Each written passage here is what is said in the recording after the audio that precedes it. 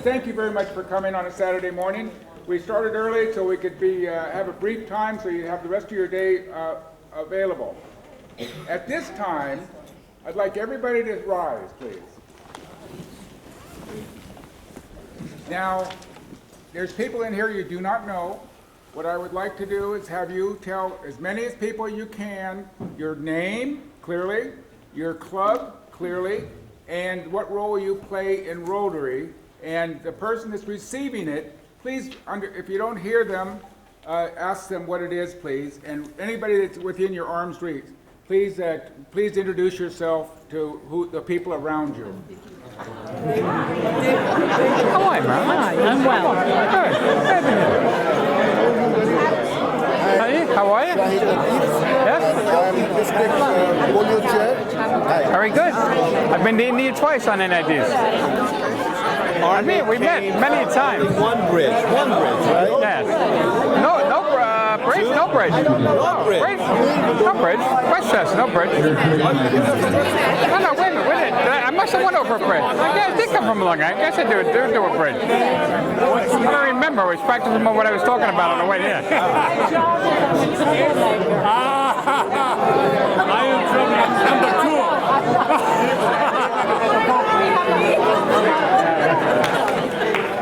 I know you.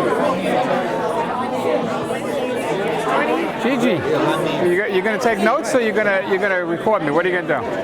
I'm going to take notes. I'm good at notes. That's I've been good. secretary of everything, and then I became the president. There you go. Of every single Portland Manor, is that Janet Benedetto's club? No? Oh. I thought Janet Benedetto was that club, no? No, she's nearby. Yes, okay. And later arrivals, please feel free to come in and go in front and over there where there is extra seating. If you need to. Come in front and over there. Everybody please take a seat. Well, that was an example of getting to new best friends, and you still have opportunity to have more new best friends. The beauty of Rotary is relationships, one of them. So thank you again for being here. First of all, I'd like to introduce some key people, some of our, within our district, past district governors. And this is by best of my memory, by the oldest, meaning longest serving person previously, Don Lee from the Rotary Club of Staten Island. Please rise. Thank you, Don. And past District Governor Helen Lynch from the Rotary Club of Yorktown. Past District Governor Matt Ingmanson from the Rotary Club of Yonkers, East Yonkers. Thank you, Matt. And we have a wonderful program today with some past district governors from other districts. Hello, right here. I'm so Marilyn, I'm terribly sorry. One of my best friends. Marilyn You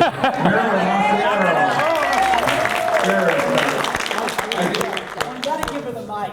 I work very hard at being unforgettable.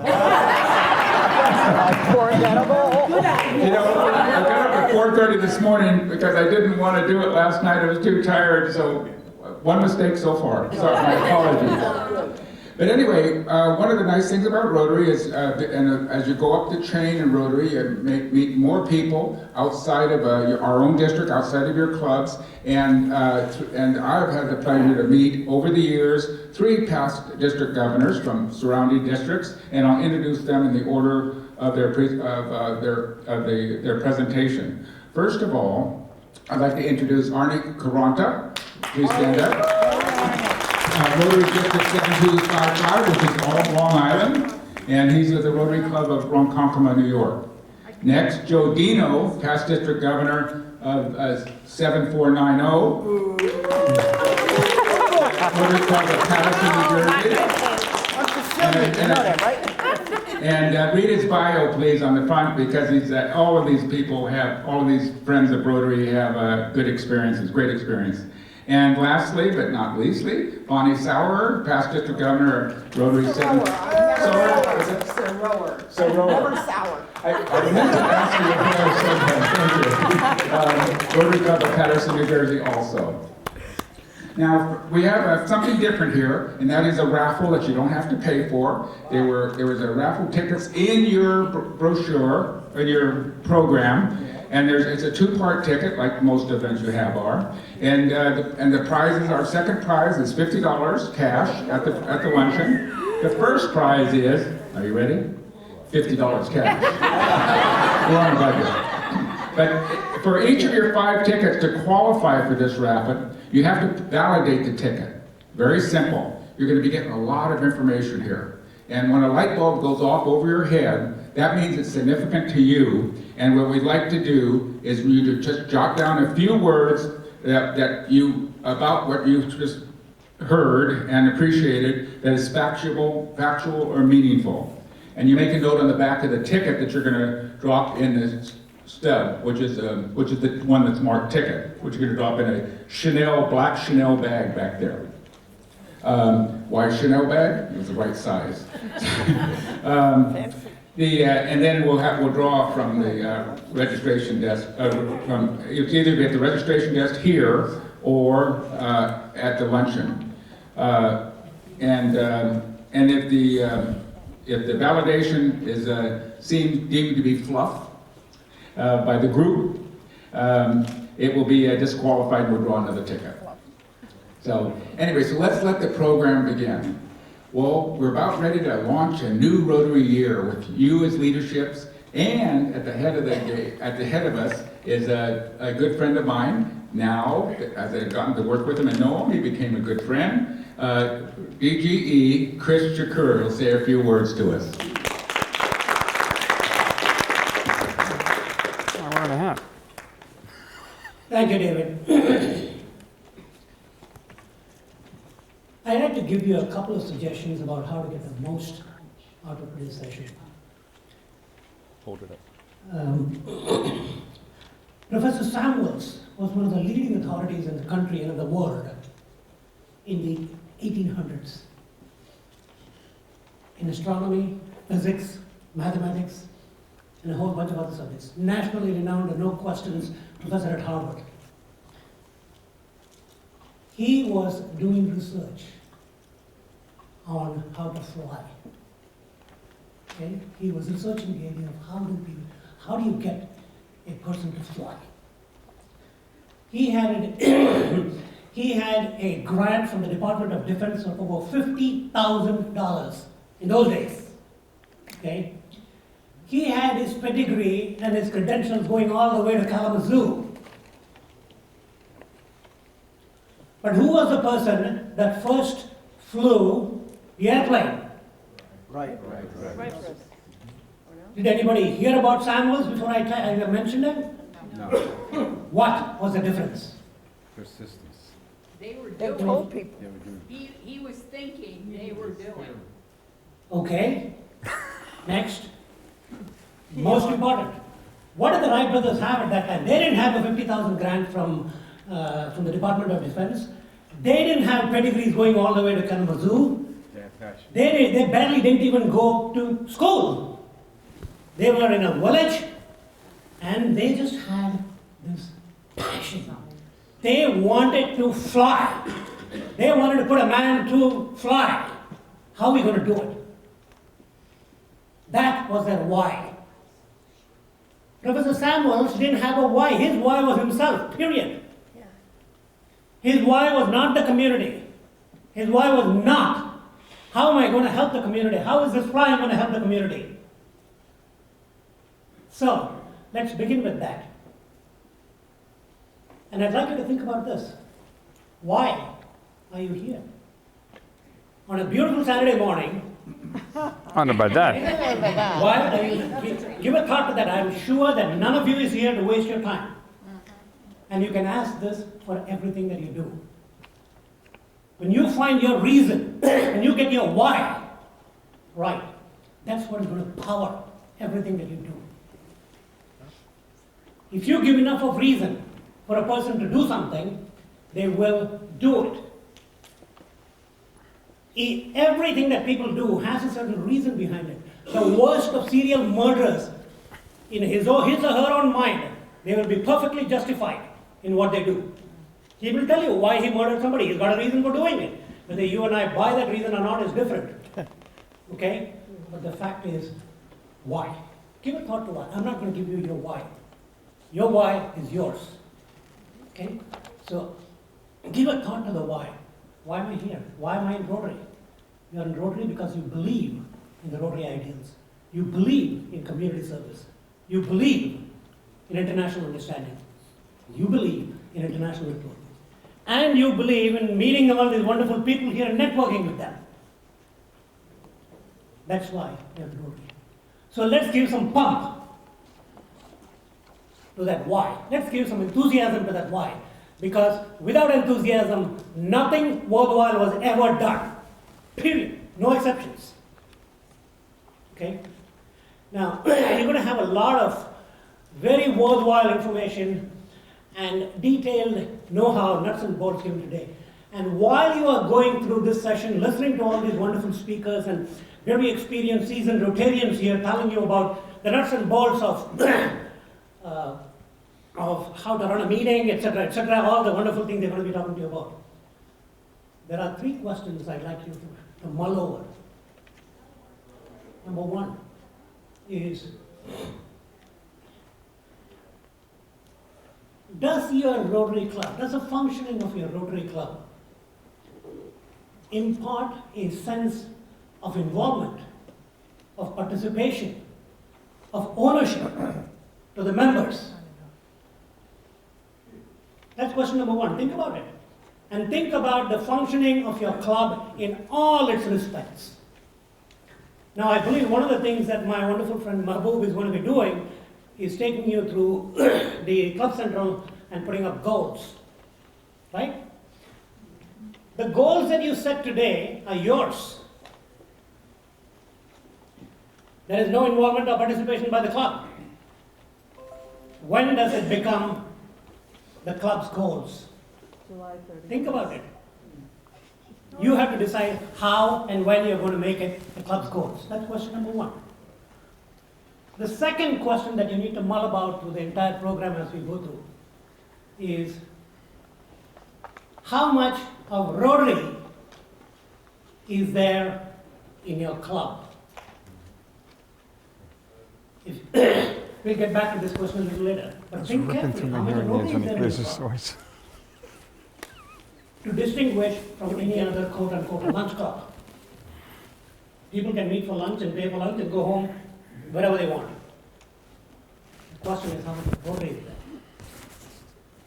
And the third part of it is, think about the functioning of your club in terms of both transparency and participation. Now, there are also some legal angles to this, which I'll touch upon later. But this time, I leave you to mull over those 3 questions. You do not have to answer them right now. You don't have to answer them to anybody. You answer them to yourself at the end of today. Okay? And with that, let me turn it over back to David. Thank you, Chris. So cool. And next, our next presenter is Mahbub Ahmad from the Rotary Club of Yonkers, East Yonkers, and he's he's also the district tech person and webmaster, and he'll speak to us today about a important topic, just an overview of something that I find very interesting. Mahbub.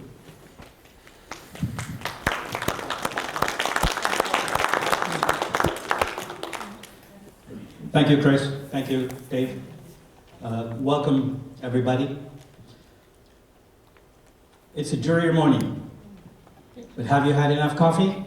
No. No? Okay, there will be coffee outside when we get out of here. First question, why are we here?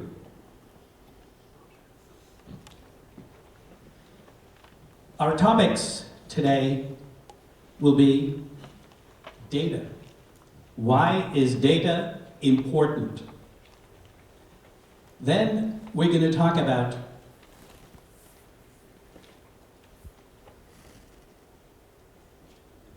web tools. What are web tools?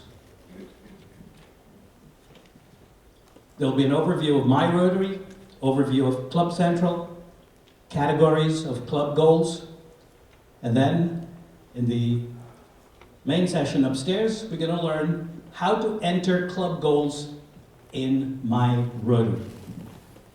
Make sense? Yes? Yes. Okay, so we're done. I like that, short and sweet.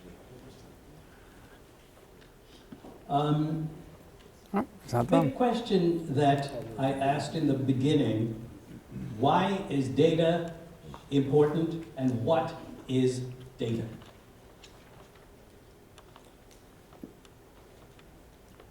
Data is not only numbers.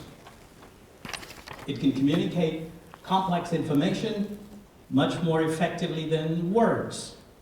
We can write 2 pages, but a large portion of that can be encapsulated in a couple of lines of data.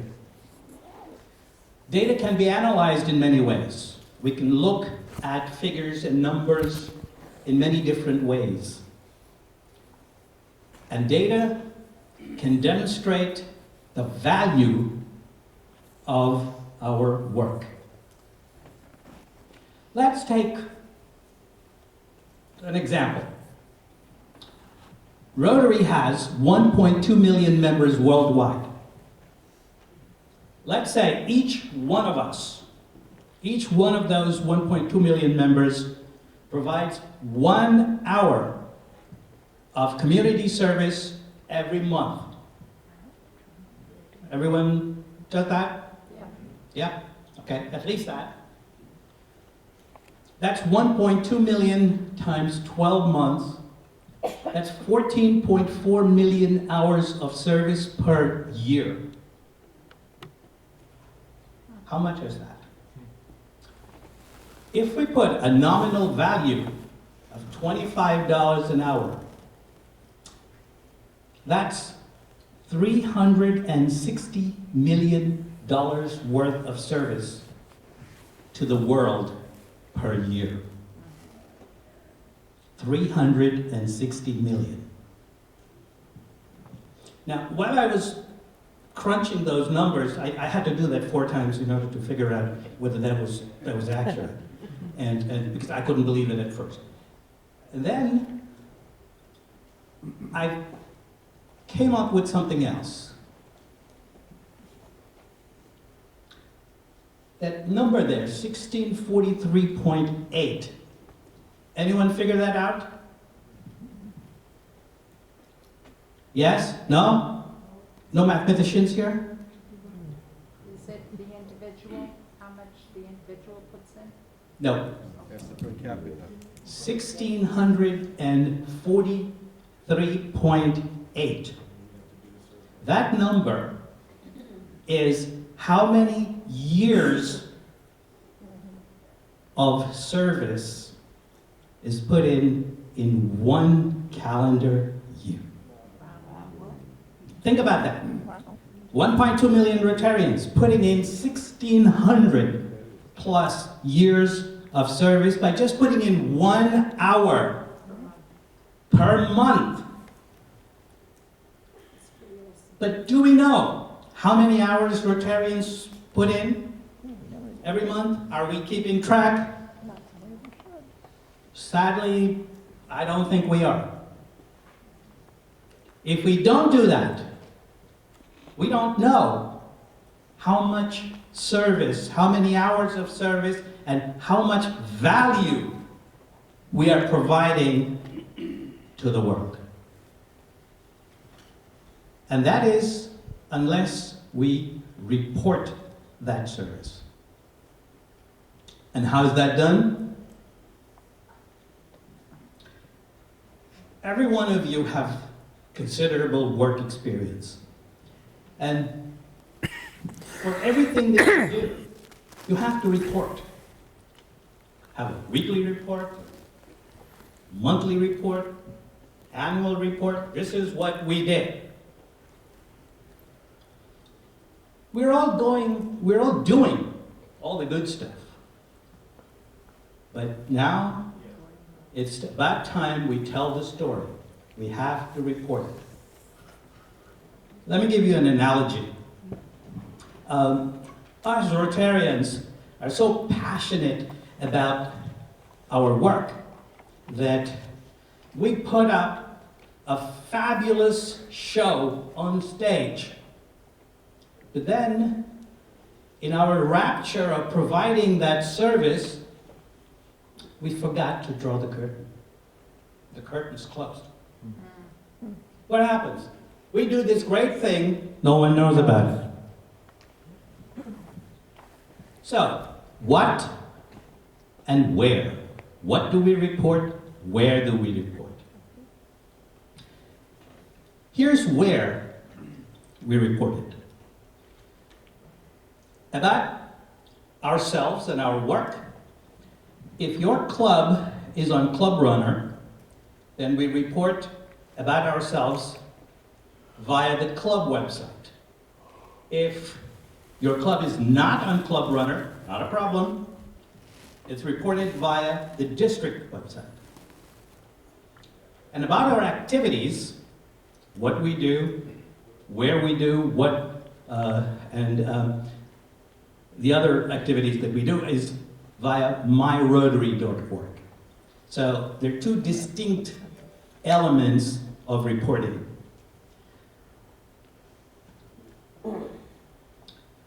What tools do we have to report? Yes, we report. So what are the tools? On myrotary, there's Club Central, where we put in member information, where we put in goals, we put in all the other good stuff. In myrotary, there is the very important profile of every member. There's the Rotary Showcase, where we put in information about all the projects that we do for everyone else to see, not only other Rotarians, but for the rest of the world to see. And then there's the Brand Central, which provides us with the tools so that we can use similar tools and we can use consistent tools across the Rotary organization to portray our work. And then on the district and club websites, we put in the member profile and the member lists. We maintain those. Those are critical because the member profile provides the information about the member. Now, here's an example. We have a lot of members within the district for who we do not have an email address. What does that mean? They do not get any district communication. They're left out of the loop. We have a large number of members who have not reported their date of birth. That's great. No problem. You can still be a Rotarian. But what does that mean? We are told that Rotary in North America is aging. How do we know that's true? Is it true? We have no idea. There you Look go. around the room. Why don't we have an idea? Because, I'll not mention names, but there's one club whose average age is, believe it or not, 118. What are they eating for lunch? That's what I went to find out. Why 118? They put in their month and day, they did not put in the year. The system defaults to 1900. So, that's a 118-year-old club. That's why we're aging. If we do not put in the year in any one club, then that club is 118 years old per capita. What does that mean? That means the district is older than it should be. That means RI is older than it should be. That means we don't know how we are doing to attract younger members. So, it's important for statistical purposes. Be assured that when you put in your year of birth, the only people who will see the year of your birth are your club executives and the district executives. Executives means DG, secretary, treasurer of the club, DGE, and DGM. That's it. Nobody else will see that. So, basically, as I think you all know and understand, your date of birth is available worldwide on many internet sites. They have been stolen from sites where you've visited. So, is there a point in trying to not put it in?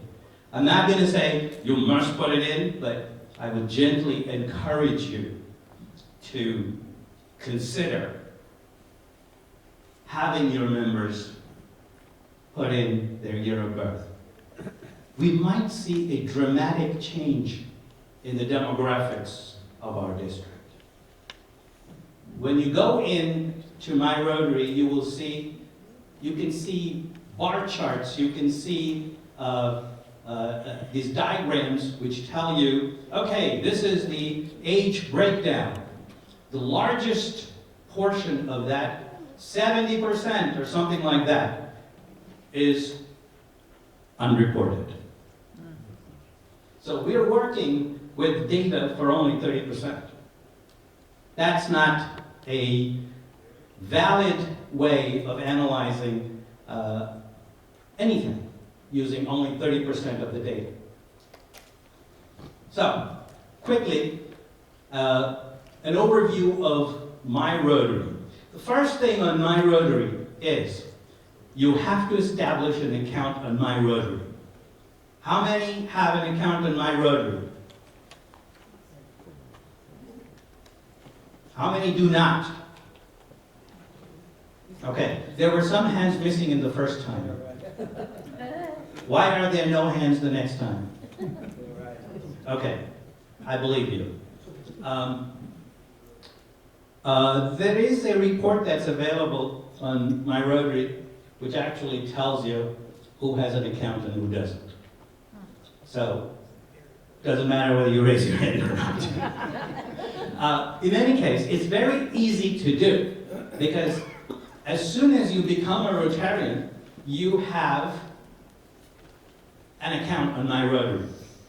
But the only problem is you don't know how to get in. Easy.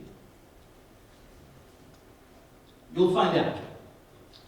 There is a quick way to get an account. When you go to log in, you click on the login button, you're faced with a challenge box where you put in the email address that you registered with your club, and then you say, forgot password.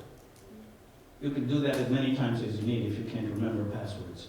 So, as soon as you hit forgot password, you get an email with your new password. So, easy. You can't just say, I can't do it. Now, on my Rotary, there are many, many things that you can do. I won't go over all of them because that would take us 3 days. We will look at Club Central, where you have all of the information and data and activities of clubs at the club level.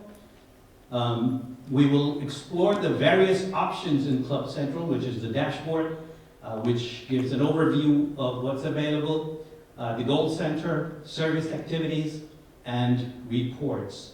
Now, reports, if you go there, it's kind of mind-blowing how many and what types of reports are available. You can spend months looking at those reports about your club. Your My Rotary profile the profile that everybody else sees and other Rotarians see. If your club is on Club Runner, the contact information that you have on Club Runner for your club or district, it's automatically uploaded to my Rotary. Your name, address, phone number, and whatever the biography that you put in.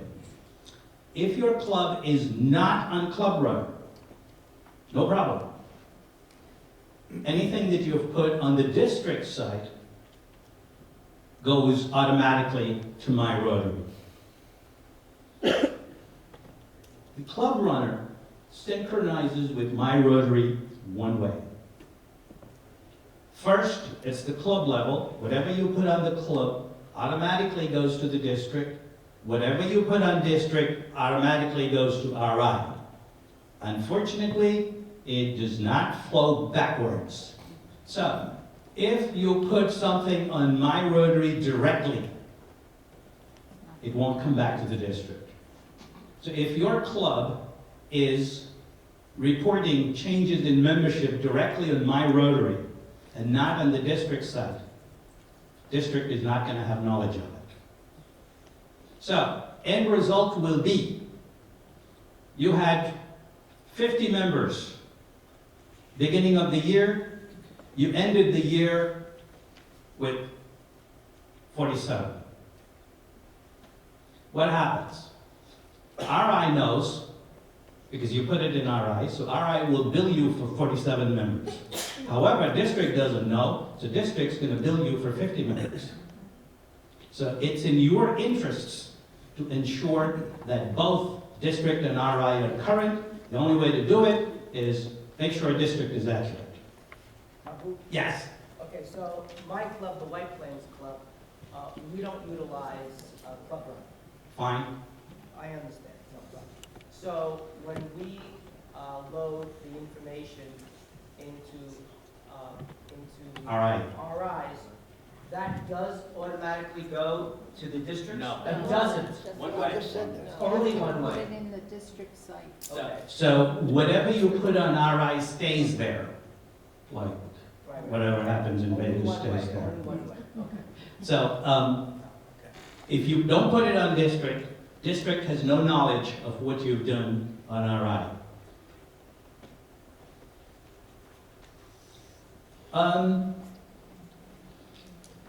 There are rewards for doing this. Yes? Every year, district bill our membership to the district. Yes. Until now, just rely on June 30 data of RI data.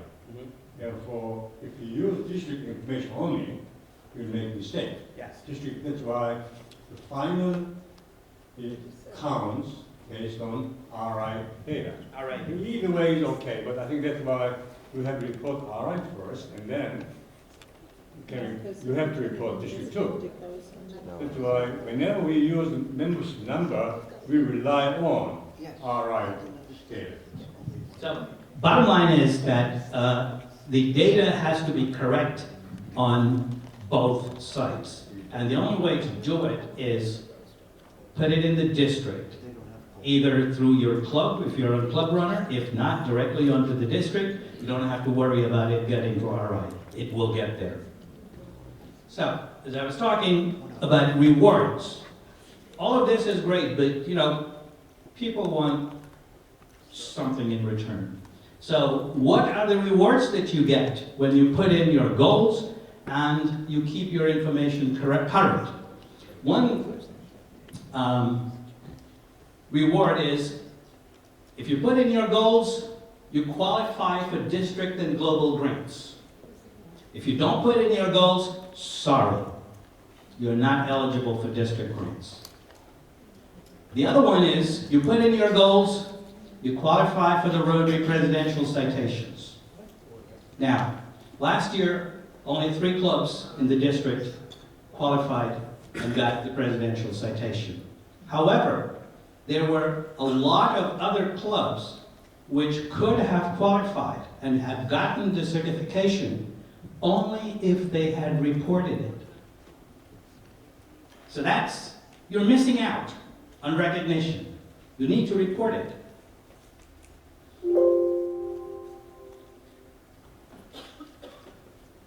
If your club is not on Club Runner, no problem. On the district site, Rotary7230.org, you can update your profile, you can add and delete officers and members, add and change meeting information, and as you know, a lot more. Questions? There's a lot more to come at 10 o'clock. Okay? Back to David. Thank you, Mahbub. You know, some people say, well, gee, all we want to do is service. Well, I suggest if your administrative side of your club is up to date, you'll be doing more service because you have information to direct yourself. Very important. And an example that we have at the district level, we have pets, and we have to contact all the cousin-elects. And it is very, very difficult to reconstruct the information at the last minute to get everybody to contact and go to pets. And then it's inconvenient for some of the people because, oh, I already have something going on that time. You know, so, well, the rule is that you go to a participating pets. And Bud from Staten Island, thank you very much. I think it was you that went to Schenectady or Syracuse pets. Was it good? Yeah. Okay, good. But anyway, so update your records to help your district and update and help your club and help RI. Thank you very much. Now our next speaker is talking about the foundation. And I know that Marilyn Massier, our past district governor, and I know she's very passionate about it. And she's an Arch Crump Society member. That's one of the highest level of the major donor category. And so please join me with a warm welcome for past district governor Marilyn Massier. Well, thank you. I didn't hear any groans when he said foundation, because I know you're thinking, okay, here's the commercial. We're going to be hit up for money. Well, Rotary likes money. Everyone does. And one of the things that we have that makes Rotary so unique is the fact that, you know, Rotary started in 1905, 1917 the foundation was started. And I'm just going to give you 1 second of history. The money that started the foundation was left over from the convention the year that Arch Klump was the president, and it was $26.50. Now last year in Atlanta was a big celebration. It was 100 years. They had asked each member to contribute $26.50. They were trying to raise the money for polio and so forth. Well, the money, they weren't sure what to do with it, but 1917, this brings you back, those of you that remember history, World War I and the devastation of that. So they wanted to use the money for peaceful opportunities and so forth. So one of the things that we who love Rotary and do a lot of research and go listen to these things are well aware of the fact that Rotary has had such an impact on peacemaking. And we have peace scholars and we have peace centers. And we provide, and this year they're going to provide 50 people who go out for 90-day certification and 50 people who go out as a master's, studying the master's. And it's all peace and resolution conflict and what's related to it. So we have a long history of the foundation. And it's a voluntary donation. We have to say that. Everyone has to be aware of it. But my question has always been, why wouldn't you donate to this wonderful thing?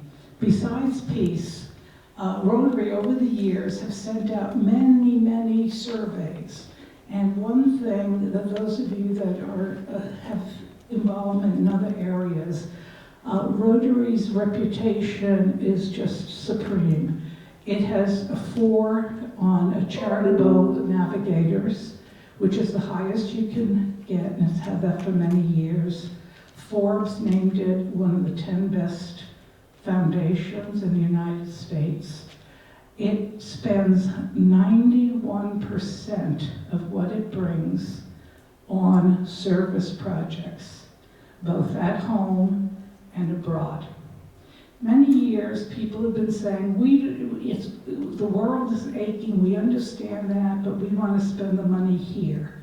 And you would have an obligation, or people felt there was an obligation, especially with global grants, to do it abroad someplace. Rotary did these surveys, they listened, and they restructured the whole foundation in the past, I'd say about 8 years or so.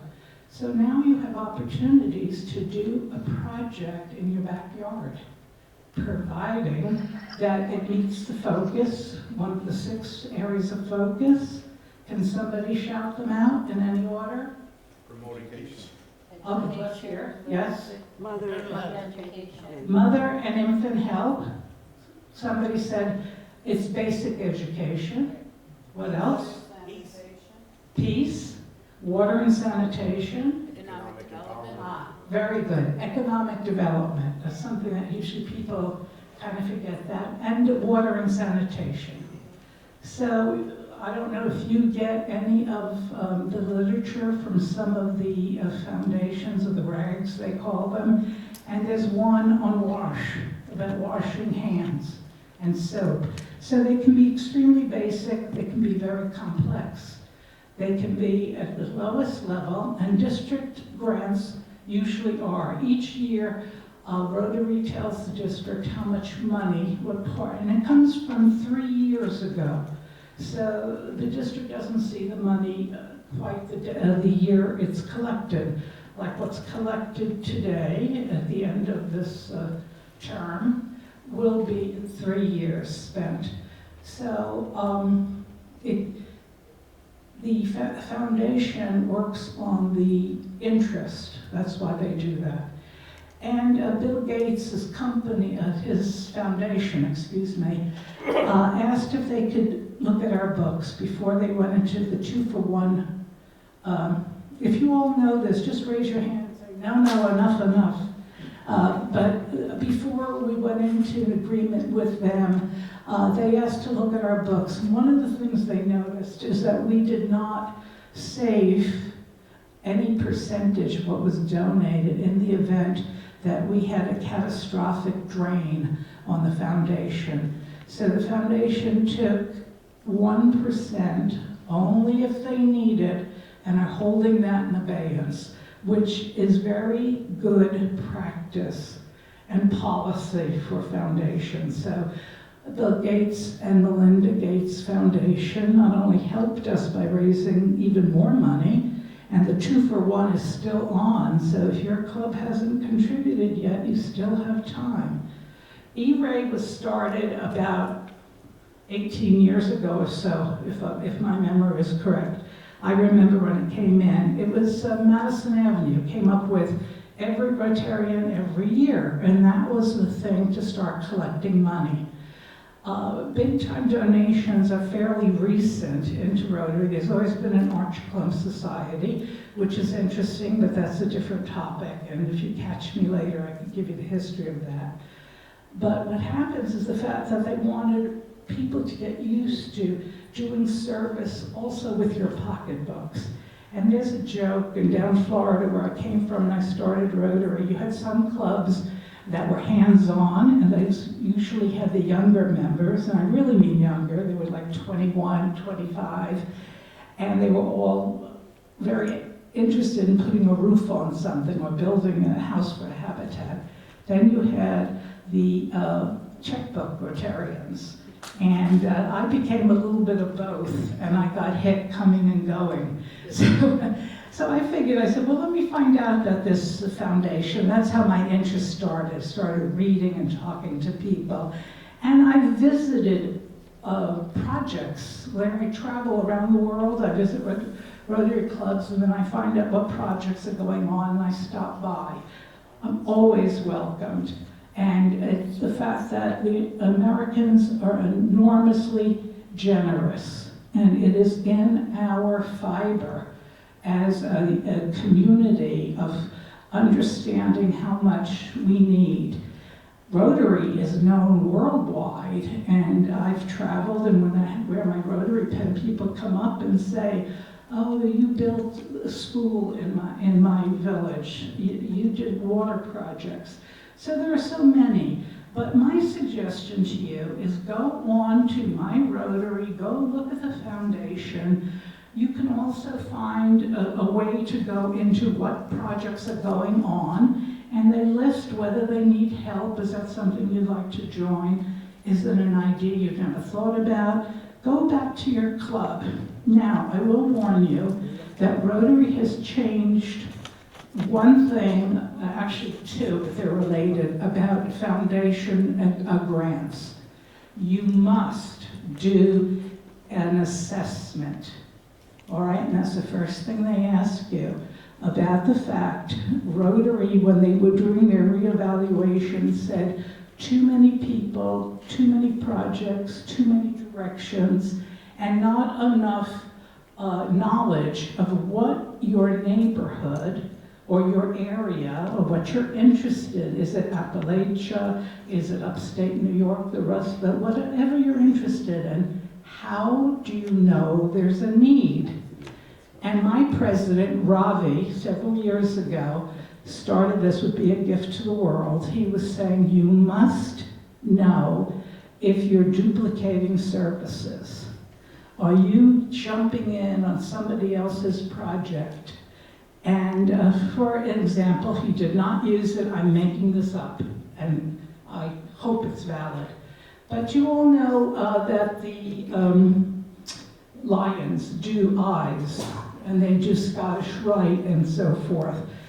And if you had a neighborhood where there was a very active program, and your club comes up and says, we're going to do eye exams for kids, that would not be good practices.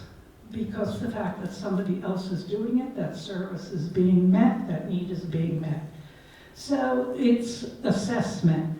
Very easy how to do assessments. Rotary has a section on it. You could do anything from a monkey survey or talking to the service providers in the area. If you want to do something medically, you might want to talk to the EMTs, the fire department, and so forth.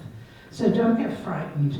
And the second thing, and this is how the rejections come on grants, and it doesn't come from our district necessarily, it's above our district. They had a lot of problem writing the grants and putting sustainability in. The word scared people, they didn't quite understand. And actually, basically, Rotary has spent so much money in the past on doing projects that were either too complex or did not have anybody to take the project over. Water holes, wells and things of that sort. They came out with beautiful equipment, mechanical equipment, and they did have somebody there, but when that person passed away or moved, there was no one to take care of it, and they couldn't get parts. So Rotary then went back to manual wooden drills and things of that sort. So Rotary has said, if we build in or ask that you consider sustainability, then we don't have to go backwards. We can have modern things. So you need to make those partnerships and all. Well, I love the foundation. I love Rotary, and second, I love the foundation because of the possibilities. It's mind-boggling. Please let the foundation help you apply for grants. If you want my card, I'll give it to you. Taylor Eskew is the foundation person for the district. She's willing to help you. She announced at an event recently that she had $8,000 still left, and she begged you to please talk to her about that. So think of the foundation as a help. It has tools, it has resources when you go on, and don't be afraid of a global grant. They sound scary, but they're not. And they've gotten a lot easier, and there are a lot of people to help you. So please let Rotary help you in your clubs, and thank you all for showing up. Thank you, Marilyn. And one thing that's really great about this district, and all districts, I guess, is that if you just have the idea and you don't know how to do it, there's help. Marilyn, the District Rotary Foundation Committee, the chair, Taylor Eskew, and many other people who do have experience. So just call and ask for help and we'll get it. Making your assessment, where's help available? Thanks again, Marilyn. The next speaker is Cecily Smith with the Metro New York Rotary Club, and she's the incoming district membership chair. She's going to say a few words about membership. Namaste, buenos dias, good morning. I'm Cecily Smith, the incoming membership chair, working with Chris and then David. Nice to meet you today. I've past president and past membership chair in my club, and I've had the opportunity to work at the zone level on young professional development events at the Zone Training Institute and at multi-district events. The numbers don't lie. We may all be 118 on the district chart, but when you look at our membership numbers, our district really is at a critical point. And we need to look at being open to new ideas and new approaches in order for Rotary in our district to survive. And change can be uncomfortable, and people can resist it. But what if we look at this as an opportunity for growth? And what if we embrace the idea that we can make positive changes in our Rotary Club? And we hesitate and we hold back, and it's hard, and we've always done it this way. And why should we change? And we're okay, right? Mm-hmm. To quote a Rotarian, Ron Mabry, being a Rotarian is not okay. Okay is comfortable. Okay is the status quo. Okay is not the reason we serve. It's not the reason we donate. It's not the reason we spend our time helping our community and our world. We are not in Rotary to be comfortable. We are here to change things. We are here to build a better world for everyone. So think about this. If we can eradicate polio, could we maybe try giving up assigned seatings at our weekly lunch meeting? Stuff like that. Be open to new ideas. Some may work, some may not. So what we're doing with our district membership committee, you're going to hear a formal introduction to our team in early June. We're going to be looking at building new clubs in areas where there's a need, next generation and passport clubs. We're going to be looking at increasing diversity in our clubs by looking at the membership and community around us, and also making sure our Rotary clubs are woke and welcome to new members. We're going to be looking at club culture. Is your club engaging? Is it inviting to new people? Are your members happy? How can we as a district help you with that? We're going to be looking at young leaders. How can we encourage young professionals to want to give their time and money to Rotary? Young professionals, millennials, are willing to spend time and willing to donate money only if there's value to them doing so. So we want to help bring people in. We also want to work with the district and the clubs to increase PR and visibility for Rotary in our area. Social media, publicity, a zone PR campaign. We want to get the word out. We are here, our membership team is here to help you. We're going to be reaching out to you. If you don't want to hear from us, that's fine, that's your choice. But we're here to help you. So please stay tuned for more information. We want to work with training, engagement, and get the word out. Our first event is going to be hosted by Rotary Club of Metro New York City. We were fortunate enough to get 10 new members last year. So we are having Rotary Boot Camp, and big props to that to our membership chair, Marilyn, right there. We're having Rotary Boot Camp Basics on August 8th. Any Rotarian in the district is welcome to attend. It's a perfect event for new Rotarians, prospects, anyone who wants a good training. So Wednesday evening, it'll be like $15. And it's a good overview of Rotary for everyone. And they'll walk away with the Rotary, it's the introductory to Rotary $2 book. All the attendees will walk away. So new ideas are coming. We want to embrace change, and we want to hear from you. So looking forward to working with everyone. Thank you. Thank you, Cecily. You know, it just boggles my mind. I've been in Rotary since 1982, and continually I'm alerted to new resources in my club, in my district, and which you just heard the people today, and in other districts too. It's just mind-boggling. All you have to do is have an idea and reach out. Somebody will help you, I guarantee it. So thank you, Cecily, again.